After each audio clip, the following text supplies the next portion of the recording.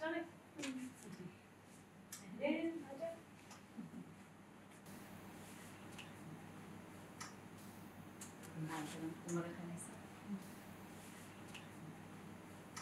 اليوم اجتمعنا وعنا ضيفتين بمقرنا، مقر وحدة حماية المرأة، نساء يزيديات تعرضوا لكافة أنواع الظلم على يد داعش. تم تحريرهم من قبل وحدات حماية المرأة اللي هن عزيزة وطواف. أهلا وسهلا فيكم. طبعا الكل بيعرف أنه تنظيم داعش الإرهابي هاجم شنغال ب 2014 و7000 النساء، اغتصب، قتل، ذبح، باعهم بأسواق النخاسة. المرأة اليزيدية عانت الويلات على يد تنظيم داعش الإرهابي.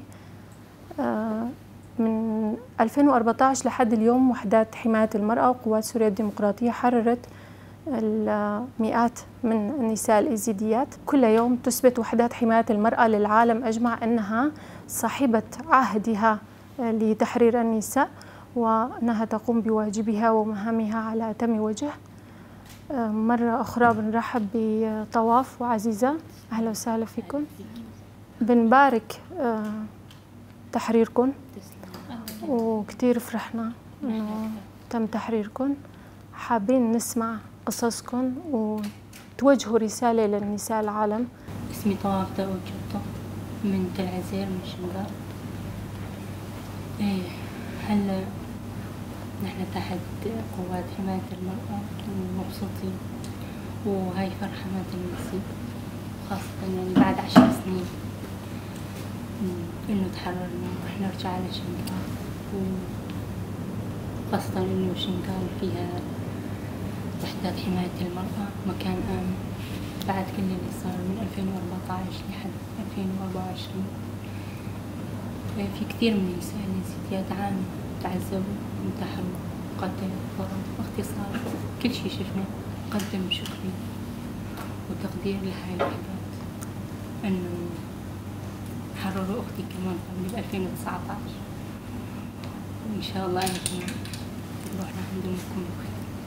نحن كمان نتمنى لك حياة سعيدة، حياة بهدف، حياة يكون لها معنى، حياة حرة خالية من الأوجاع والمآسي لك ولكل امرأة يزيدية، لكل امرأة مظلومة.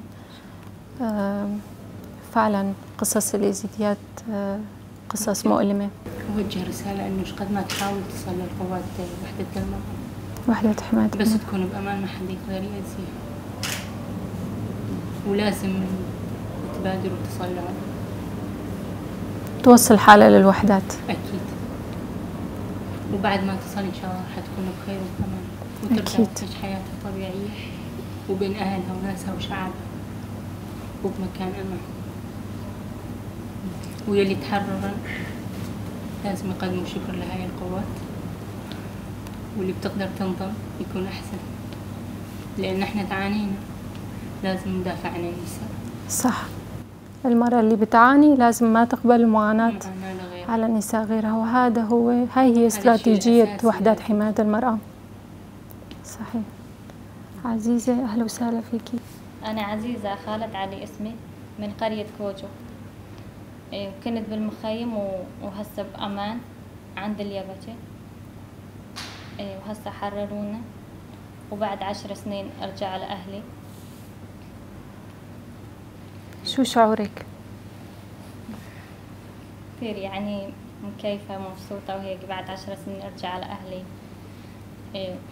وكثير بنات اليزيدية حرروهم. وهسه يعني في كثير بنات اليزيدية لسه مخطوفات وتعبوا وشافوا عذاب وهيك. شو بتوجهي لهم؟ شو بتقولي لهم؟ يعني أتمنى كله يرجعون على أهاليتهم وكله يتحرروا، وبعد 10 سنين يشوفون حياتهم بين أهاليتهم. يخبروا إنه هن اليزيديات الموجودات بالمخيم، الموجودات برا المتخبايات خوفا من داعش. شو بتوجهي لهم رسالة؟ لوين يروحوا؟ لوين يتجهوا؟ لا يعني ما في شي خوف، يسلمون حالهم ويرجعون على أهاليتهم ايه وفي منهم يخافون على اولادهم وهيك. انا ضليت 5 سنين بالمخيم، يعني خايفة على بنتي، مشان هيك انا ما سلمت حالي ورحت. ايه وكل حملة تجي على مخيم وهيك مشان هذا الشيء انا خفت يعني اروح عند اهلي. بس شوي فيك تحكي لنا عن قناة، مين هي، كيف اجت، يعني هي ضلت عندك كل هالسنين؟ ايه قناف كان هي بنت سلفتي وانا وياها مع بعض. ايه وامها راحت، كان عندها ولد اكبر منها. ايه وانا ما كان عندي ولاد.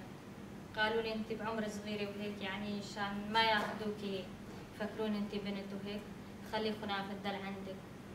ايه وهي قال راح اخذ الولد، اذا خلصت حالي وانهزمت واذا قدرتي بيها يعني كمان انهزمي. في كثير بنات الازدياد يعني انهزموا خلصوا حالهم، الناس ساعدوها.